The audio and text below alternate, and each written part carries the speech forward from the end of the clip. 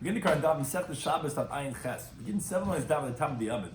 We continue to explain the halacha of our previous Mishnah, which was discussing, like the title of the parak, Yayin, discussing the laws of hitzah, of transferring items to Rishus Rabbim as they relate to liquids on Shabbos.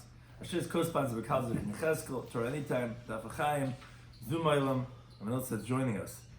So as we said, we're going to be discussing the minimum amount of different liquids that are required in order to be chayav on Shabbos for carrying. Now, that is dependent if you carry something which is significant, if that amount is one that people normally use for a particular purpose. So it's the thing that normally how it's usually used, that is something they consider significant. That would be the shiur hitzah for that liquid. Now, our Gemara is going to discuss something very interesting. Let's say we wanted to decide the minimum amount if something has more than one common purpose. So it's if we find that, let's say, the honey is used for both eating and for medicinal purposes, and water is used for both medicinal purposes and regarding drinking, which one should we use to qualify its status as the minimum amount that is considered significant? Additionally, we're going to discuss the minimum amounts in Yechai for the next Mishnah is going to discuss different types of objects. Up until then we spoke about food items, spoke about liquids. Next Mishnah is going to discuss objects, and one of them is going to be like a piece of paper that is significant if you could write a tax receipt. That would be the minimum size of a piece of paper. We're going to see items like that. So, we begin the current daf, which we said in the Mishnah, Mayim, the minimum amount of water is Kedei Loshav B'Hanes Akiler. The significance of water, the minimum measurement of water, we said, is the amount that you mix it with this kilo, which was some type of eye ointment, eye salve that you put onto the eye. There's a certain ingredient. The amount of water you put into that, that's what we said, that's going to have the significance of water. So that on Abai asks the following question. He says, I don't understand. He says, Mefti, let's see. He says, Kol Milsa, everything that the Chum gave a shiur regarding the laws of Shabbos, and it's fit for two different things. One of them is the shchicha, one of them is common. And another one is v'lo shchicha, is not so common in its utility. So then, Azal Rabban, the Rabbanan go in regard to the measurement of that item, Basa the shchicha, after the one that's the more common, even if it's the kula. Even if it's the more lenient, meaning it has a larger measurement, we say, okay, we presume the person uses it for this utility, and we don't say that since it's also fit for this other thing which has a smaller measurement, we should go after it stringently, even though it's not common. We don't say that. We say, okay, what's the more common utility? That's the thing it's normally used for, and we'll go after that measurement even as a leniency. And we'll explain shortly in the Brisa, Abai will explain shortly what it was an example of that. So that's if, let's say, you have one that's common and one's not so common. So you go after the more common one, even as leniency. Let's say you have shchicha v'shchicha, meaning both of them are common. So in the Rabbanan, basa the shchicha l'chum, and then the Rabbanan are going to go after the more common one as a stringency, meaning they're both common. So we'll evaluate the smaller measurement because we'll go as a stringency, because ultimately both are common. So that's a minimum that's still considered significant to be chayav on haitzah. So Abai gives examples. He gives, for example, let's say yain, wine. So shtiyasa shchicha, it's common to drink wine. It's healing, to use it for medicine is not so common. For example, let's say this kilo ointment. This kilo ointment, even though it's fit to put wine as one of the liquid ingredients, but since people could use woman's milk for that, and you could use water for that, so people are usually more conservative regarding the wine because wine's very expensive. So you're not going to use wine for the kilo, although it could be used. So it's not so common. So therefore, as we find in the Mishnah, we said, what's the minimum of wine? We said it's a revius, right? Revius, but it was regards to its drinking, because that's the shchicha, that's the more common of them. So then we said it's the amount of mezigas hakais, even though it's l'kul, even though it's a leniency, which is a larger measurement than the amount of wine you would have to use for the kilo, for the eye ointment. Again, because the drinking is more common than using it for medicinal purpose. Let's say chalav, milk, which is also fit for eating, and also used you could use it for the eye ointment. However, it's more common to use milk for eating purposes. To use it for medicinal purpose, not so common, because you could also use water for that. And there are those who use water. So therefore, so the rabbis go after its eating, which the measurement, like we said in the Mishnah, of kadei give me the amount of a swallow, even though it's l'kul, even though it's a leniency, because again, if you have something common and something not so common, you'll go after the more common one, even though it's a leniency. Now, let's say davash, on the other hand, honey, by honey, the eating is common, and refu'asa is also shchicha. The healing purposes of honey is also common, because what do we say in the Mishnah we use honey for? We use it for cusses, for when there's a sore. You put on top of the sore some honey. There is no other ingredient that's fit to go and heal the sore as a food item besides honey. So therefore, since both are common, the eating and the healing, so the rabbis went after the healing element because that's both common, so they're going to go to Chum as a stringency. Since they're both common, we'll pick the most stringent interpretation. Now we're up to the question, Elamayim, but we're talking about now, we're here in the Mishnah regarding water. Michti says about Letzi, it's very common, obviously, to drink water. Its healing is not common. Why isn't it common? Because there are other liquids we say that you could use for the keeler. You could use the milk, you could use the wine. Now, obviously the drinking is common because most of people's drinking is with water. Because people don't usually drink wine when they're thirsty, only for the meal. Generally, when you're drinking, what's the most common thing to drink? Is water. So my time, so why did the rabbis in our Mishnah go after its medicinal elements, which is l'chumra, is a stringency, when it's the uncommon one, which is lo shapes a keeler? Didn't you say you go after the more common one, even if it's going to be leniency? So the Gemara has two different answers. Abaye says, you're right, but Begli L'Shono, our Mishnah is told about the Galilee. The Galilee, they were poor. They were very particular about every little thing. And they were very concerned and conservative regarding the wine and milk, that they're not going to use it for the keeler because they don't want to waste it on using to make some type of medicine. They would only make the keeler with water. So therefore the healing properties of water is also common, and therefore you have to go after the healing as a stringency because we're for us shchicha and achalas shchicha. That's answer number one. Because they would use water just as often for medicine as for drinking. Answer number two, Rav Ame says, no, for the time you could say it's even talking about not only the Galilee, in old places. So, but again, why are we going after it for us? Because Amar Shmuel, he says it's still going to be in all other places, even though when they're not so particular about money, they have enough money, it's not the Galilee, it would be for us a shchicha of only the water being used for the keeler. Why can't you could use milk, you could use wine? No, they would only use water even there. Because the Amar Shmuel says, Kol shakyane, all liquids that they would use to create this keeler for the eye ointment, so it would heal the illness, but a metallally, it would create some type of a covering on the eye where it stop a person from being able to see until literally it actually would diminish his vision because it would create a very thick substance and it would get gluey and it would make some type of glue on his eye and therefore it would harm the person's vision. Except for water, which is the best of them all, the master metallally, where it heals and it doesn't create some type of a film on the eye because it gets absorbed right away or dries up right away and does not create a crust on the eye. So therefore, yes, in all places, mayim is not only shtiyas shchicha, it's for us shchicha. Why for us shchicha? It's not only water that you could use milk, you could use wine. No, they wouldn't use that.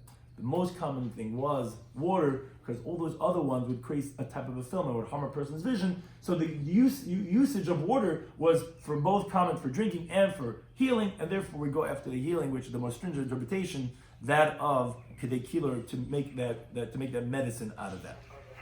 Now the Gemara continues with the Mishnah. We said b'shar kol mashkin, all of the liquids that we didn't mention in the Mishnah, they're brevius. That's going to be the measure of a revius, which is, we know that it's called a quarter, because it's a quarter of a lake. So turn around in the brisa, the dam, blood, which is going to be subject to this discussion, v'chol minei mashkin, all types of liquids are brevius. Now as Taisa points out from Tosefta, the girsa really shouldn't be an all types of liquids, because we have in the Mishnah wine and oil and honey and water that their share is different. The girsa should be b'shar minei mashkin, meaning, and all the other ones which we didn't speak about, they're all going to be brevius. Shimon Lazar says that, however, although you said the dam is revius, but he says that there are certain types of dams that are significant, that there's dam kedei likchol ba'ayin achas. Sometimes you could be liable for blood, the amount that you could use to put on a person's eye.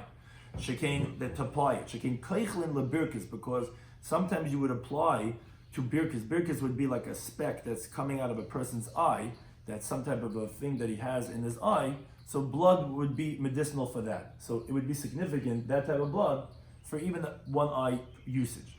That says the Gemara, you. From what type of blood do you apply to your eye if you have this birkis? It's dama de tarnegeilis bara. It's the blood of a wild hen, of a wild turkey. Rabbi Shloimy Schwartzberg, he says, there is a dam, there's certain blood, that you could also be chayiv, because if you have enough to apply to one eye. It has significance because they apply it when there's a cataract. Cataract is like having these thin spots of white that come in the eye, as the Mishnah teaches in B'chaz and B'chaz. So when a person has a cataract, there's a certain type of a blood that would be hailing, and therefore it's significant even in one eye, because if a person has a cataract in one eye, that amount of blood is considered significant. says the Gemara, "Ma'ini," or what type of blood is used for cataract? Is dama de karshutina. It's the blood of a mole. That type of blood is significant for when you carry the amount of one eye usage, you'd be chayav on Shabbos. It says Gemara, and then to remember which blood heals which eye problem. It's gava legava, bara lebara. What does that mean? Gava, it means the inner one. I mean, the mole that's usually found within the settled area of habitation is legava. It's for the cataract which is submerged in the eye itself. Then you have bara, the blood of the wild hen, which is on the outside. It's a wild one. Is labara. It's for the eye element that's on the outside. The birkus, the speck, it protrudes out of the eye. So the inner is for the inner one, and the outer one is for the outer one. That's how you can remember which blood is significant for which eye element. Now, the Gemara continues now, however. Bamed v'amur. When did we say this, like we're saying regarding all liquids, regarding blood, that you need to have this shiur of the revius is b'maitzi, is when you're carrying out to Rosh Hashanah, as a general, just carrying out. But when you're storing away this item, and then you carry it out, then kol shul chayiv, then even the most minute amount, you're going to be chayiv on, which the Gemara later on is going to ask, and this is how Rashi understands the Gemara, in contrast to Taisus. What do you mean? Matzniya is going to be chayiv? What do you mean? Isn't the one who's storing it chayiv for also being mitzi for carrying out? Well, how do you read the words, the way Rashi asked the question? That we're saying this when you carry out, but when you store it, you chayiv. I mean, not chayiv for being storing, it's for carrying out. So what he's saying, it's when you carry out, but when you store it, you're going to be chayiv. But that we'll see shortly how the Gemara is going to explain it. Shimon, he disagrees. He says no. But Medvar, he says the opposite. He says, when did we say that you're going to be liable for such a small shiur of whatever the shiur we mentioned in the Mishnah is b'matzniya, is when you store it in that type of measurement and then you're going to take it out. But if let's say a person never stored it and they took it out, then in a chayv el. So although we said in the Mishnah, we said, or for one eye of the blood that we're talking about over here, that it's a small measurement. So that there's a machlokes, a fundamental machlokes. Do we say that that's the shiur for everybody? And then if you went and you found the significance and you stored away something, it could even be less than that? Or no, that's the minimum for even if you're storing it. If you didn't store it away, we don't consider it significant, only if it's revius. So that's the question regarding these measurements that we're saying, is that in general, but if you consider significance to be even less than that, or no, it's the minimum even if you want to make it significant by storing it away. But if you didn't store it away, it would actually be a larger shiur. It's not considered significant, such a small thing. It would only be a revius. Now that says the Brisa, but a Moedu Chacham Reb Shimon. The Chacham, they agree to Reb Shimon, although they're the one who holds that usually the things are less than that, but they agree to Reb Shimon, but Meitzi Sheichil Shasarab. When you take out wastewater, which a person doesn't usually store away, and he carries that to Rosh Hashanah, Sheshurim Revius, the measurement is only going to be liable if it's Revius. But less than that is not considered significant. As the Gemara is going to explain later, we don't even know what's significant, even wastewater, even the Revius. But less than that, they agree that it's not going to be significant, less than the Revius. Now that the Gemara goes to explain, Amamar. So the Tanakhama had said, when do we say these measurements of the, let's say the dam for one eye, or all those other measurements in the Mishnah is b'maitzi? If you're carrying out, in general, you're just carrying out, you didn't think about it. And therefore it has that significance of that amount. But if you stored away and you said, for me, I like this, I'm going to hold on to it even in such a small amount, then kol shi b'michav even a minute amount. So the Gemara asks, as we explained from Rashi, the question, what do you mean? Atu matzniya, what do you think that just storing it lav moitzihu is not someone who's carrying out? What do you mean? The whole liability is only for carrying out. Why are you calling him matzniya? So my bias is a very interesting halacha, which we've basically said when we explained this in the Mishnah. He says, what are we talking about over here? The reason why we're calling it bimatzniya, the way Taisa says that it's even more stressed, this idea, is betalmud. We're talking about a student. For example, the assistant of a blacksmith. And the reason why we're picking that type of student is because it's something being wrong, being told. A Rebbe and Talmud, like in Talmudic law, would not tell him to do this. We're talking about some type of a student of a master. Shamalei Rabbi, that his teacher told him, Lech upanei li hamakam v'suda. Go ahead, clear away the place for me. I want to eat the meal. And it's on Shabbos. And halach upanei, and he goes and clears out the space and he carries it out to Rosh Hashanah. So therefore it depends. If it's davar chashav lakoil, if it's something that's significant for everyone, it's something that's it's a significant item and this is a significant measurement.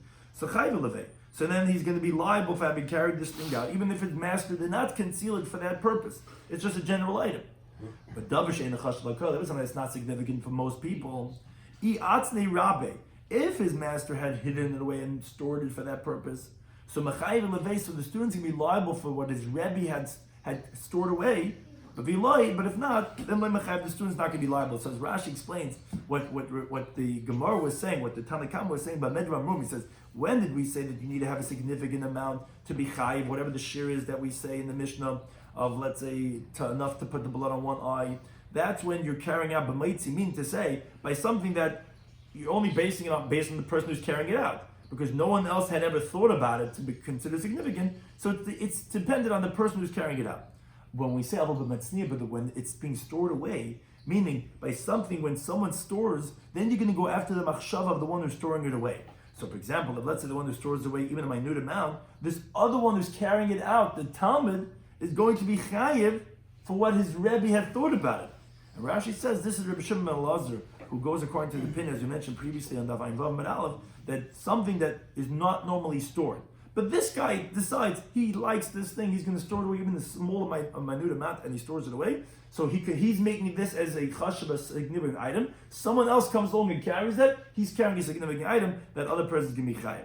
Now, as Rashi just addresses, he says, the truth is, you didn't have to say, when we say b'matzniya is different with a different person, you could have said b'matzniya is when the person himself stores it away. And then you're going to go based on his own intentions. You don't have to go based on when one person stores it away and someone else carries it out, that the other person is chayav with that person. Says Rashi, yeah, but it's just because that we infer that from this halachic statement, that when one person's having machshava, that someone else is going to be liable. So therefore, that's why we said in that added chiddush to say that even though someone's being matzniya, someone else can be chayav for it. But again, the basic idea is that we said the Tanna Kamma, these shiur all b'maitzi.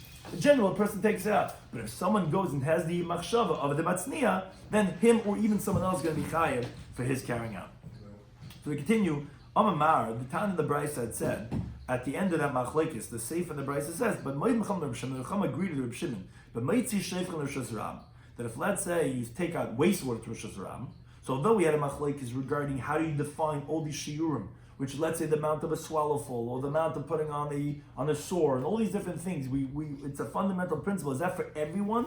But for someone who's matzniya, like the Tanna Kamma says, you have even less. Or like Reb Shimon had said that no, that's the minimum of even if you stored it. But if you didn't, then the minimum is going to be actually revius. Acham agree by wastewater that the Meitzi Shem L'Shus Ram Shishur and revius. They agree that you're right. The minimum is going to be revius. It's not going to be anything less than that because no one's having in mind that he wants to store away wastewater for some utility. People don't do that. But then the Gemara says, okay, but Sheikh L'May Chazal. But what exactly is the wastewater useful in general? Why would it even be a shiur revius? What are you using the wastewater? It shouldn't be chashav even as revius. Now Tosfos just points out importantly that the Gemara's question is specifically on the brisa that we brought before. And actually Tosfos points out, as we'll see in the next daf, when the Gemara discusses regarding making clay, which it says it's also regarding wastewater, the Gemara asks a question over there, it sounds like that it's only asking on the brisa and not on our Mishnah. Why isn't it difficult on our Mishnah? Our Mishnah said the same halacha. So the Rebbe says the reason is because when we talk about in the Mishnah wastewater, we could say that wastewater actually has utility for many different things. You could use it to wash out cups and bowls, because the wastewater that was used once is not so disgusting, it's just you can't drink it. But here in the Brisa, what did we compare the wastewater to? We compared it, the other case was blood. We said dam, v'chol shaminim ashkim, and then we say regarding that of the wastewater, you're comparing it to blood, that equivalent of type of disgusted water, that we're asking what is that useful for, and that's what the Gemara's question is, Sheifchen L'May Chazal, what could you use the wastewater for if it's so disgusting? Then Rabbi Yomi says, L'kavel ben esatit. Yeah, even disgusting wastewater, you could use it to knead the clay. You don't care what type of liquid, it could have been urinated in, who cares? But the point is you can make clay out of it, and therefore, that's the utility of it as specifically as revius. But then the Gemara asks, okay, so you tell me the wastewater is a shiur of revius?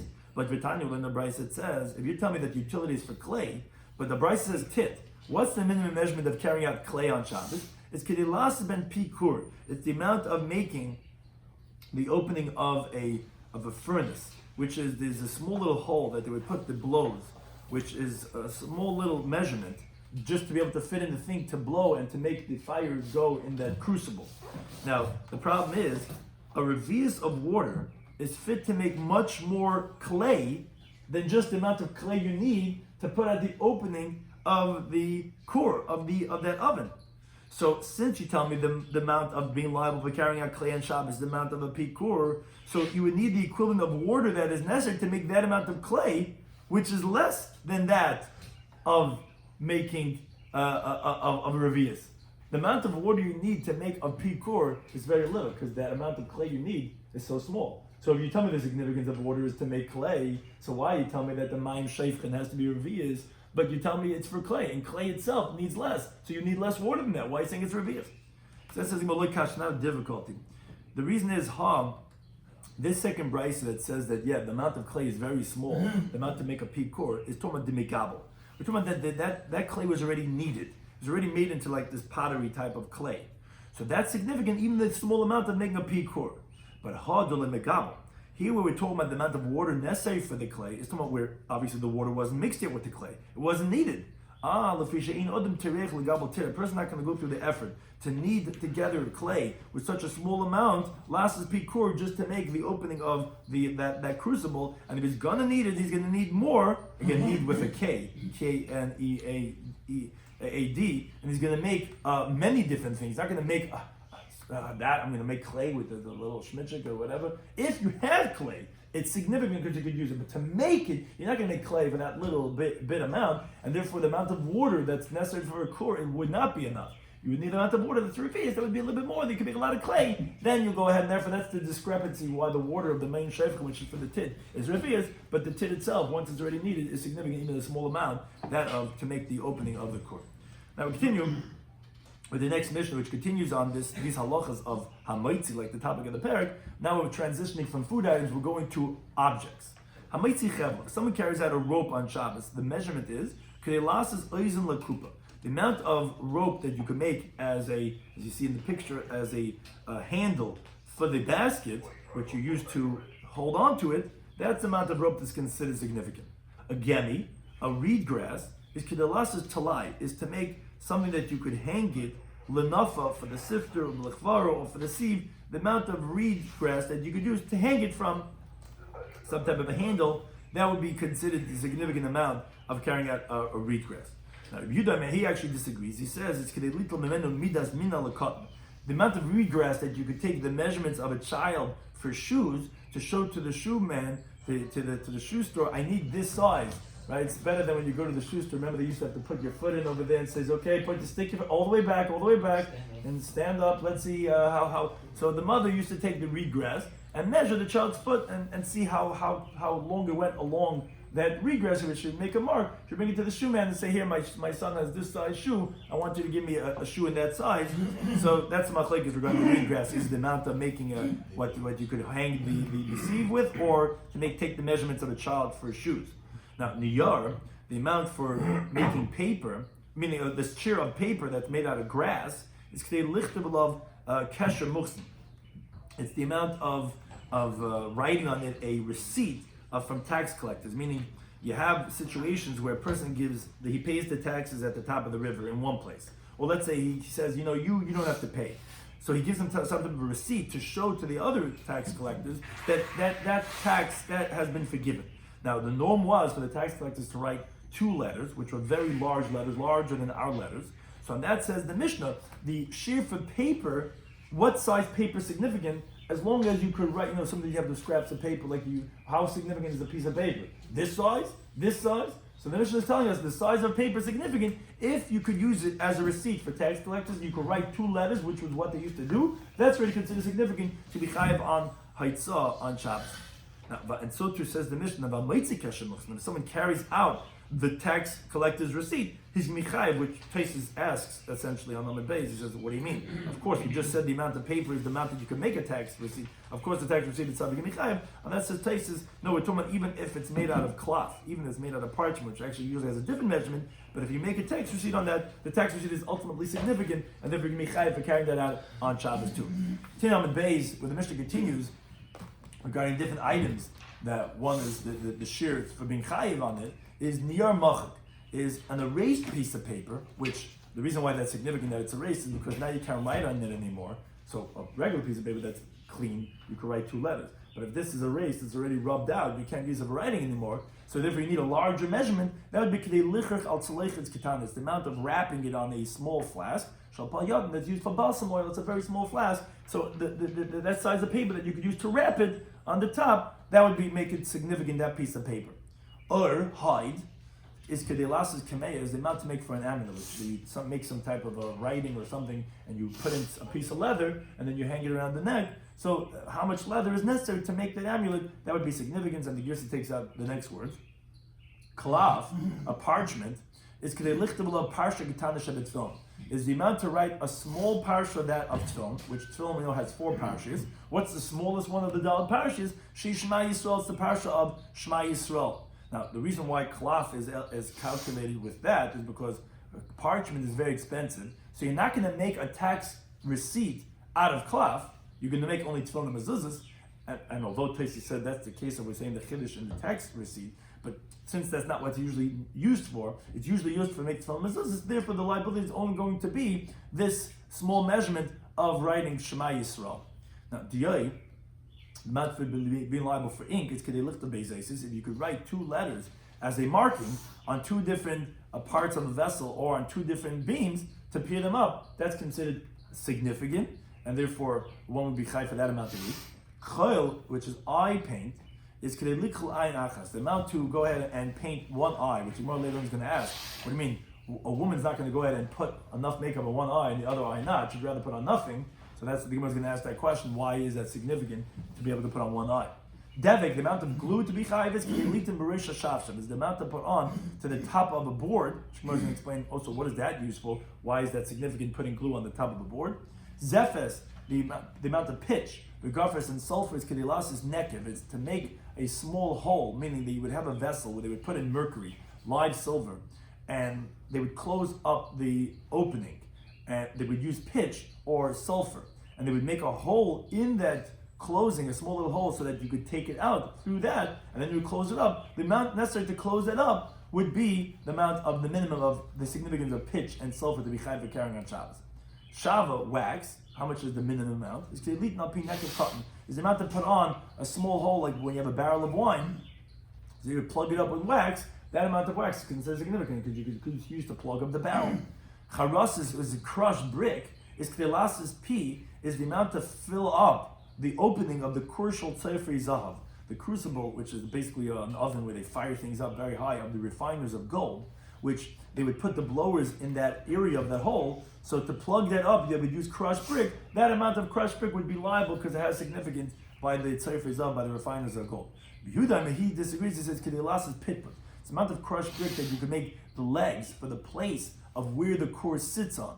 We would sit on some type of a stand, which was made for that. So that tripod, like Rashi says, which was used to hold up the pot, that's the amount of the crushed brick that's necessary to make that tripod. One would be high for that minimum measurement. Now, subin bran, what's the minimum measurement for bran? The Rashi says it is when they wouldn't have coal, so the gold refiners would use for fuel, they would use bran. The amount of bran to put by the opening of that core to fuel it, that's how much bran would be considered significant. Sid, lime. So we have a few different interpretations of the Mishnah. Either it's kedei lost ketana shebabanas, either it's the amount of smearing the finger of the young one, of the small things of the daughters, meaning they would take lime and they would use it as a depilatory, as a way of removing hair. So the amount of lime that you could use for the small ones by the daughters, that's considered significant. Yudam, he gives a second interpretation. He says, no, it's kedelas is kilkil. It's to go ahead and to make the hair on the forehead flat, which you see girls always trying to make that flatten it down. That's the amount of lime that they would use it for. And the Chemiyam, he says the third interpretation is kedelas in deepi. He says it's to put the lime on the forehead, which Moshe can explain what's the difference between these two interpretations. But that's the 3 machlekes regarding the significance of lime. What would be considered the significance? Again, is it regarding using as a depilatory to get rid of the hair, or to flatten the hair on the temple, or to use for the forehead? Now the Gemara asks a question. He says, the Gemara wants to know that regarding the chevel, regarding the rope, the Gemara asks that nami l'chayim, the liability should also be for a small measurement.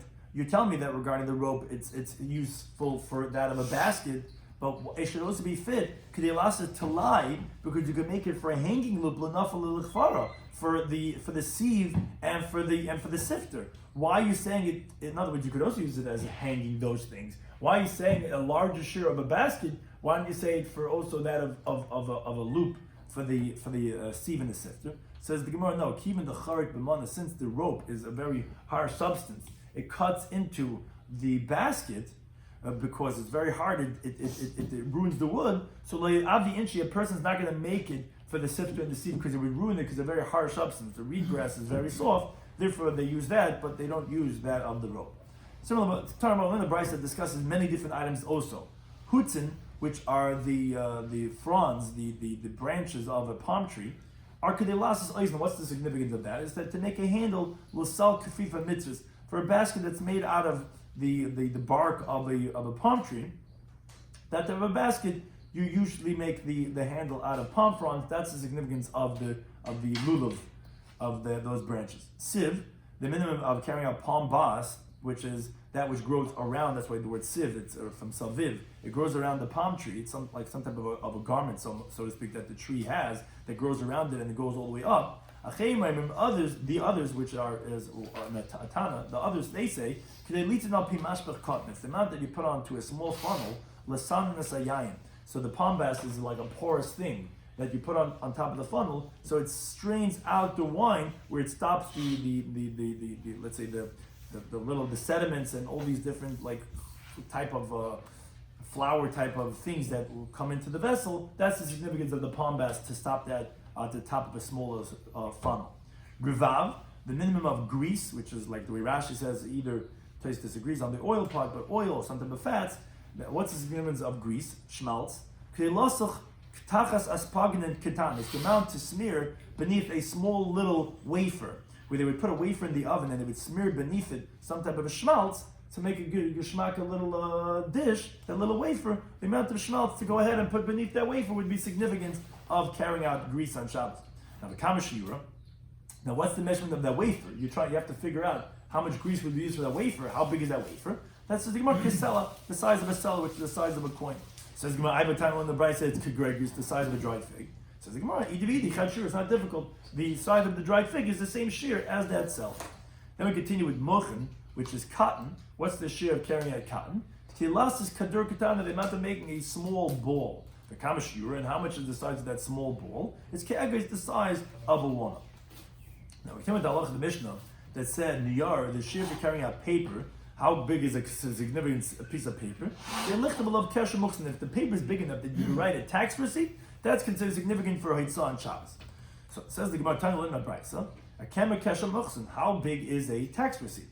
So it's shtei isis, and as some Gemaras have here on the side, on the Gillian, which is actually interesting because we're going to have a Gillian soon in the Gemara itself, is when you could write two letters of Biksav Yivani, the Greek letters, which were larger than that of our letters. That's what they would write. They would write two Greek letters. That would show that this person paid his taxes. He paid the tariff. So therefore, those two letters, if you could write those two letters on that piece of paper, it's a significant piece of paper because you're looking. I have. It's big enough to write the receipt. You get the receipt. You have a piece of paper that small. It's not going to be useful. What's considered useful? That's the minimum share. If you could write these two big letters. On that, as the Gemara Minna seems to be contradicted from the following brisa. The brisa says, if someone's carrying out a clean piece of paper that was never written on ever beforehand, and he carries it on Shabbos, says the Brisa, if there's the amount of writing two letters. Now, the Gemara assumes originally, and that's why the Gemara is asking this question, that when it says the amount of writing two letters, it means our letters, which are smaller than the Greek letters. So if you could carry out, if it has the amount, you can write two letters on it, then chayv you can be chayv on a piece of paper. But if not, pot, you can be exempt. So isn't that a contradiction? You're saying on the one hand, it's the amount of paper you can write a tax receipt. Those are two big letters, Ksav Yivani. Then you say that if you carry out a piece of paper, it's the size of writing two letters, which sounds like our letters, which are smaller than that. So that's a contradiction. So the Gemara gives two different approaches. I'm Rav Sheish. He says, "My shtei is no." And it's very simple. He says, "What does it mean when it says two letters?" It means the two letters of a tax receipt, which are the Greek letters, which are bigger letters. So it's not a contradiction. Rav Ami gives a different interpretation, which actually is a little bit difficult. Shtei is didan. He says when it means two letters, yeah, it means our letters. But isn't that smaller than that of a tax receipt? No, because when we said it's the amount of writing our two letters, it means ubeis achiza, and then you have to be able to hold on to the piece of paper. The hainu, that is kesher muksim. That's the size of a tax receipt. Meaning, a tax receipt doesn't need a margin. That's why I said we have the word Gillian. It doesn't need a margin to where to hold on to it, because the way they would hold on to the tax receipt was like this. Passport, right? You would hold did you pay the tariff? You would hold it all in his palm of his hand and would show it like this, so therefore you didn't have to hold on to it. But normally when the other brisa says that it's the amount of 2 letters, it means, but you have to hold on to it. If you want to show someone 2 letters, you got to hold on to the paper. That holding on takes some space. That margin with our 2 letters is the same shiur as the kesher muktzin, which is the larger Greek letters, which you don't hold on to because you just hold it in your palm like that. But basically, the Gemara asks on this last interpretation of Rava from the following brisa. The brisa says, "Hamoitzin niyar machak." Someone carries out an erased piece of paper, or v'shtar peru, or a paid-up document, which is the same idea, which has writing on it that you can't write on it because it's been erased, or it already has a document, but it's a paid up. So then says the brisa like this: Im yesh b'loy bin shaloi, if there's enough room on the margin of that document, kedei lichter shtei isis, that you could write 2 letters. So again, it has significance, right? Because you could write, if you come for the tariffs and they're saying, okay, you paid, but we need it. We don't give paper here. I'll write you a receipt. You don't have. All I have is a document, but I have on the margin space. You write 2 letters, or let's say no, actually. You just have enough space on the whole piece of paper, even if there's no margin, let's say. But it's big enough that you can wrap around the small flask of the balsam oil, so that itself is significant, even as writing, and it's a chayv, then you be chayv. But if not, if you don't have the margin, or it's not big enough to use to wrap the jar, then you can be patig nizah. Oh, so the Gemara asks like this. Bishlam Rav Shloimy Schwartzberg, according to Rav Shloimy Schwartzberg, that he says, when we're saying here in the Bryce is 2 letters. What does 2 letters mean? It means the 2 letters of the tax receipts. It means the Greek letters. Oh, so Shabbos, so that makes sense. It says that if you have room on the margin to go ahead and write 2 letters, that you can be chayiv. Because what 2 letters does he mean? It means the 2 Greek letters, which can be used as itself by a tax receipt. But according to Rabbi Didan, when he interprets the words of the brisa, when it's unspecified, 2 letters means our 2 letters. But he just says that you also need to have space. We're to hold on to it. He says that's the measurement of a tax receipt. The difficulty is over here by the paid document, for example. You don't need anywhere to hold on to it. Why? Because you could hold on to the part that was erased or by the document where the writing is. So when you're saying that if you have in the margin 2 letters, that means to say just our 2 letters. Now we're not assuming that then you also have to have a little bit more space to hold on to it, because you're holding on to the rest of that document, which is the erased part of the written part. Says the Gemara Kasha, it's definitely a difficulty according to Rava, according to this interpretation of Rava, because if 2 letters is then contradicting that of the 2 letters of the Greek letters of the Kesha Hamoitzi. Now the Gemara continues with the related discussion. Taraban, we learn the Brisa, Hamoitzi Kesha Muktzin. Someone carries out a tax receipt. So it depends what, and this people have all the time, you have receipts in your pocket. Would a person be chayiv for carrying it on Shabbos would depend on this idea. So it says, the Tanna Kama says, if you didn't yet show it to the tax collector, because of course that's significant, because you need to show that you paid. But it says the Tanna Kama, when you already showed it to the tax collector, and he already went through, so then you don't need it anymore. It has no utility. So give me part. What utility does it have a used receipt have? Nothing. Rabbi Yehuda, he says, no. He says, even if you already showed it to the tax collector, you still need the paid receipt. Says what's the difference between them? In other words, what are they disagreeing about? What would you need a paid receipt for? You have no utility for that. So that says the Gemara 3 different interpretations. It says the difference between them is rihiti muchsa, which that means rihiti means that they would run after those who are passing through by, let's say, by the border to fault them that they didn't pay the taxes. Now, so they would make those who pass by to go back to the tax collector. So therefore, they would hold on to the receipt to show, even if they're going to run after them, even though they already crossed the border. Says, halt! What? Where are you? What do you mean? I paid already tax. What do you mean? No, you didn't pay. So he would hold on to it even though he already paid. Now, Tanna Kama held that no, people would not store it away, because if he would run after him, okay, he'll go back to the tax collector. It's not so normal that they run after you and you already passed the border, and therefore they wouldn't hold on to it. So that's one interpretation, even of a paid tax receipt, if that's the purpose of holding on to or not. Rav gives a second interpretation. He says, the difference between them is when there is a more senior tax collector and a minor tax collector. Meaning sometimes you have the head guy in charge of all the taxes, where the guy's not standing by the bridge all day. So he gets some little schnook to go ahead and do the dirty work for him. He'll pay him. He gets paid $300 an hour. Pays this kid $15 an hour to stand there by the bridge and collect the fee. Now, initially, this person who was paying the taxes, he goes to the guy in charge. Now, he already took it, and the guy in charge showed him a receipt. Now, according to Yehuda, he says you still need to hold on to the receipt. Why? Because this small little guy is going to stop him from passing by when he comes to the bridge. Tanakama holds, no, you don't need it. Why? Because he holds, the way Rashi says it, the senior guy gives him just a keyword, and he says, just tell this to the guy and he'll let you go. Just tell him that password. So that's where the Machlekes says, do you need a receipt? Because show papir, show that you did it. Or no, when there's a senior guy and you paid, you took it to kibbutz with him, you don't need a piece of it, you don't need a receipt. It's just enough with a password. That's the second interpretation. Rabbi Shloimy gives a third interpretation. He says, no, the difference between them is even when there's one tax collector. So again, so then why do you need it? If you already paid, there's one guy, he's not accusing you, and there's not another guy you have to prove it to, so why when it's paid with your Yibidol Yichayit, says the Gemara, because what Rabbi Yehuda would hold is, you have to show it to a totally different tax collector of a different bridge, of a different border. Not to exempt yourself from this taxes, just to show him that you're trustworthy and that you're respected and that you're not someone that tries to get out of paying the taxes, that they should accuse you at a later point in time, because the Amalei essentially is telling him, Chazi, look, I'm a guy who pays taxes. Look at me, I can show you my past 10 years taxes over here. Hey guys. I'm not a guy who's doing any dirty cooking the books. Look, I'll show you. I have all these. The purpose is not for the last year's taxes, it's for the coming year's taxes, to show that I'm a trustworthy guy. Look at it, I have it all here. That's the purposes, according to Yehuda, why you need to hold on to it. Again, not for this one, but for a different one. Now we have a very similar machlekes with, again, very similar interpretation.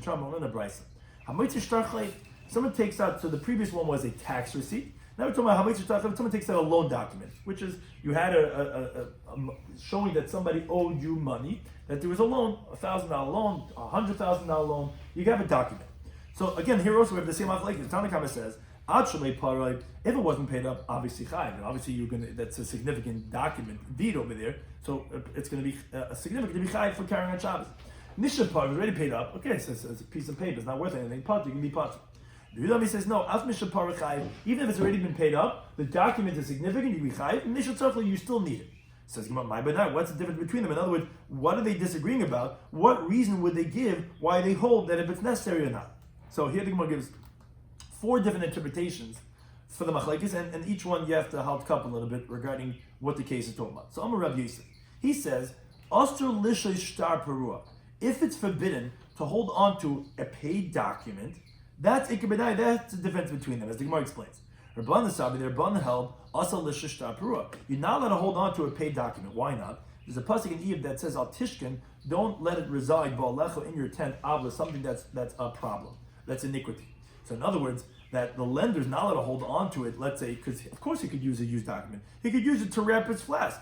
No, that's forbidden, because you shouldn't be holding on to a paid document, because you might go ahead and try to use it again against the borrower. So the lender's not holding on to it because it's forbidden to hold on to it. The borrower is also not going to hold on to it because it might end up in the lender's hands and he's going to go ahead and claim from it again. So nobody wants to hold on to it. Everyone wants to shred this. The lender, because he's forbidden from to hold on to it. The borrower, because he doesn't want to get into the lender's hands. So therefore, according to Rabbanan, it's not chashiv, it's not significant, no one wants it. So therefore, if you carry it out after it's been paid up, you're going to be pater. He held that no, he held that you're allowed to hold on to a paid document. So therefore, when the lender carries it out, he's going to be chayv, because he does want it, he wants to use it to wrap, he takes all these old papers, that very good quality papers that they use for the document, he wants to wrap his flask with it, and therefore it has significance. That's interpretation number 1, why Yehuda will hold that you would be chayv even when it's paid up. Second interpretation, Abayam, he says, no, the kulam, everyone holds asal shtar. No, really, you're not allowed to hold on to a paid document, again, because it's problematic. You shouldn't be holding on to something that could create a liability for another person. But over here, another classic Shas topic, regarding when someone agrees that the document, that it was written, do they still need to, does the borrower, let's say, need to still go ahead and verify or ratify it? That's what they disagree about, as the Gemara explains. Tanakama held that if the borrower admits bishtar regarding the document, he says it was written. I agree, it wasn't a forgery. I remember, yes, I borrowed this $1,000 from you. So there's a machlekes regarding that document that was written. If tzarich l'kaima, do you have to then verify, and that the borrower has to say, and not only do I agree it was written, I didn't pay it up, because as long as he doesn't say this, it's not really a document. As Rashi explains, if you don't have witnesses to go ahead and verify the signatures, because who's making it into a document? It's the borrower. He says that, yes, I wrote it. And the borrower also, then he could say, however, that I paid it up. That's what's known as, we'll get to ksubis, we'll get to all those geshmak and sugis, what's called pesha asa, pesha iter. The mouth that made it forbidden is the mouth that then can undo it. The only reason why this is a valid document, if you don't have witnesses, is me. I said I borrowed. So okay, so it's obviously valid because I'm admitting. But I can then say, but I paid it up. So then it would have no utility. So therefore, when it says mishapara, when it was paid up, means to say, when the borrower says it was paid up, doesn't mean paid up. When the borrower says it's paid up, then the Tanakhama says you're going to be patur because there's no utility. As Taisa explains, that it's talking about where the person himself, the lender knows he doesn't have any witnesses. There was no Eidei Kiyum. So the only one that can verify it is the borrower. The borrower saying he paid it up, forget about it, it's a piece of garbage. That has no utility. But that's only because the Rabbanan hold that even though he was minded that he wrote it, he still has to be a Mekayim. So if he says it paid up, so it's a piece of garbage. So therefore you're going to be patur. However, he held that no, even when the borrower admits that it was written initially, I remember I took this loan a month ago, but even though he's going to say I paid it up, no, you don't need the borrower to verify. Once he admits that he wrote it and that he borrowed with it, it's as if he's verifying the signatures.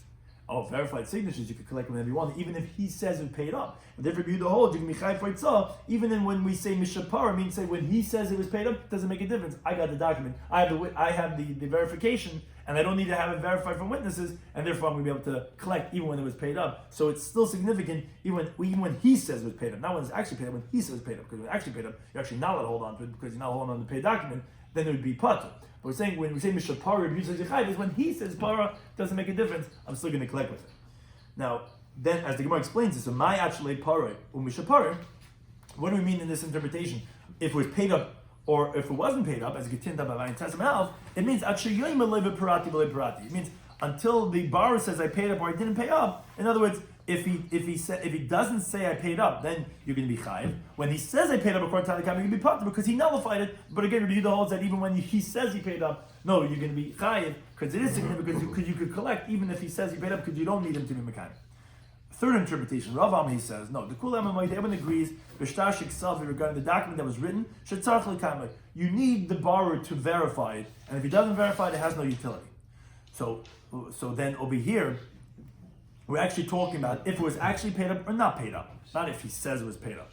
And we're also talking about, like Rashi says, that the shtar is mukuyim, where it's a verified document, where according to everyone, you're not allowed to hold on to it once it's paid up. So back to the question, so why according to Yehuda, if it's paid up, and so why, according to him, would you be chayiv after it's paid up if you're not allowed to hold on to it, paid up document?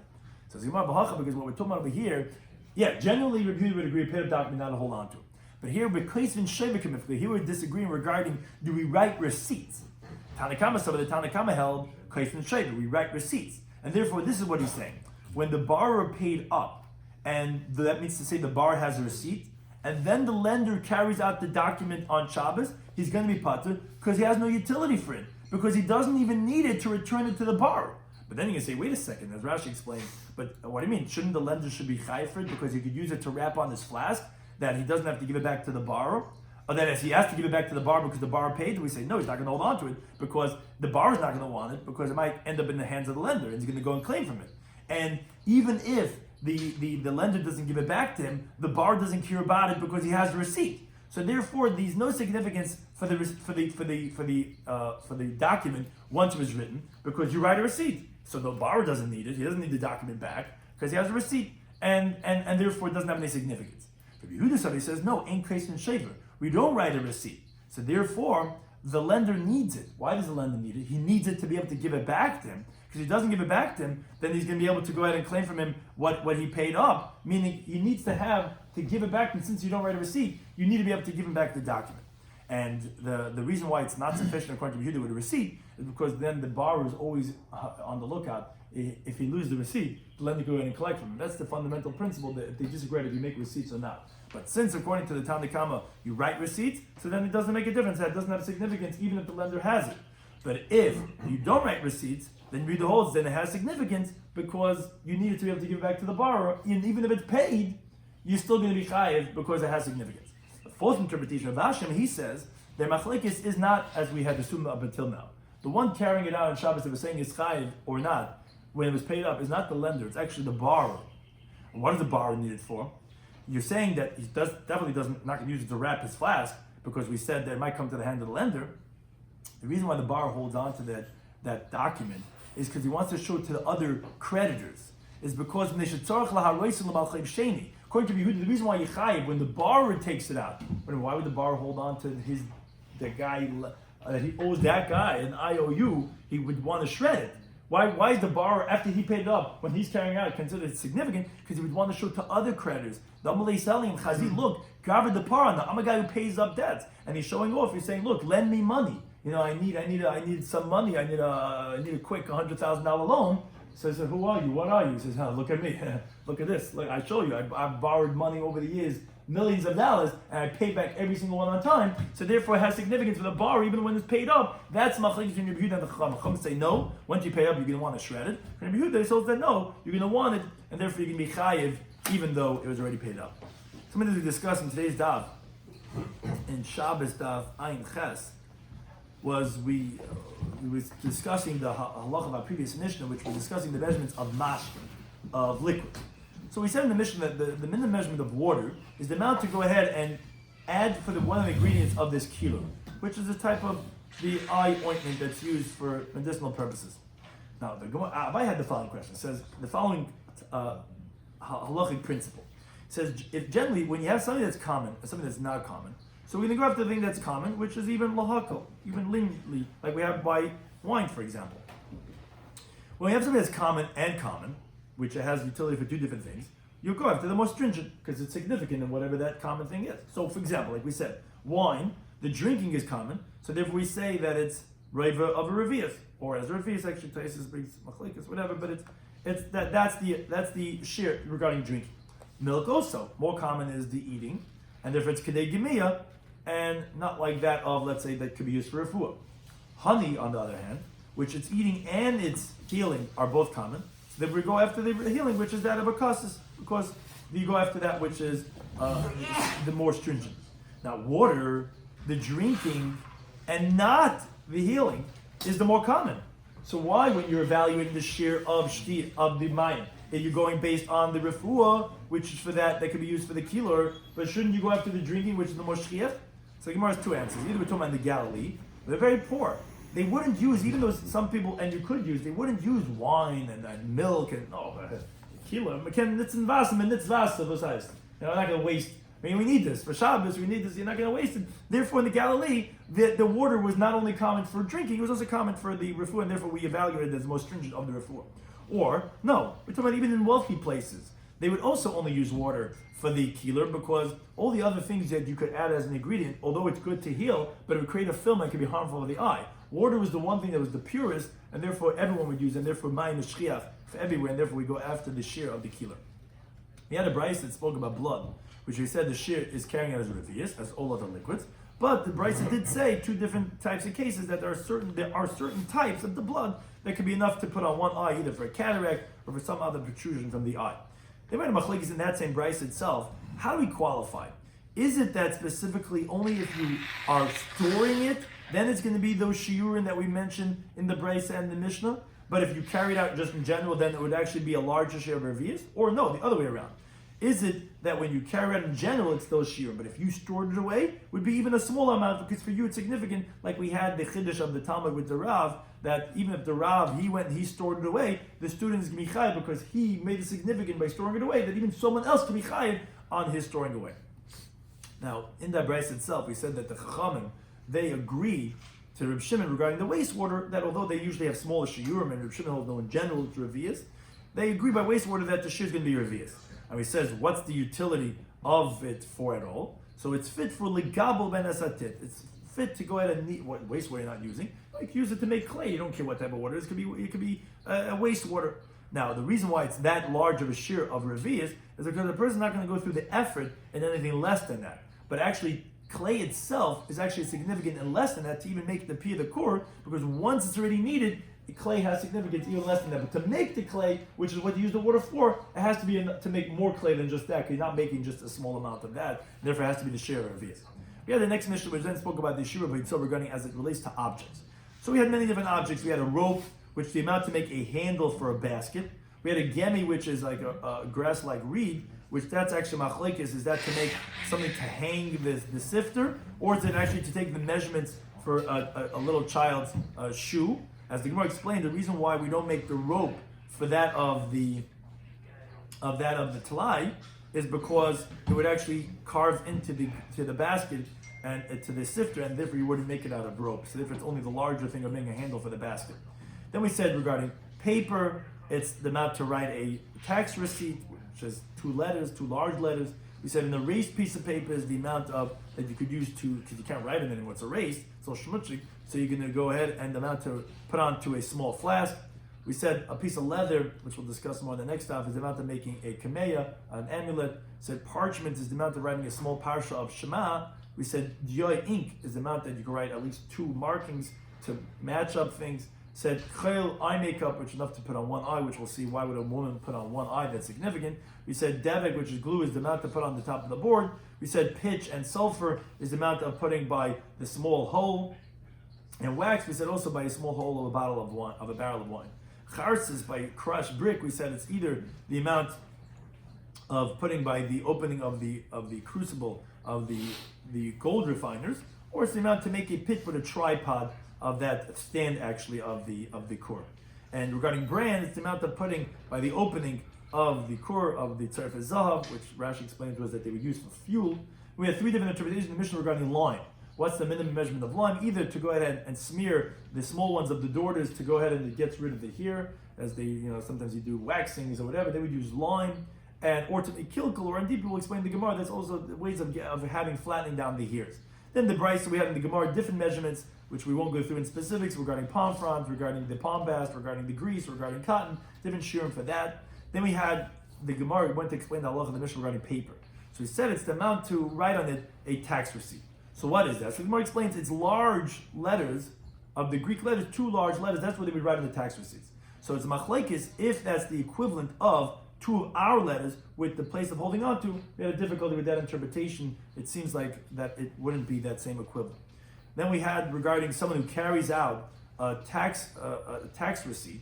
So the Tanna Kama says if it wasn't shown yet, so you need it to show, of course you're michayev. There was a machlekes, however, if he already showed it.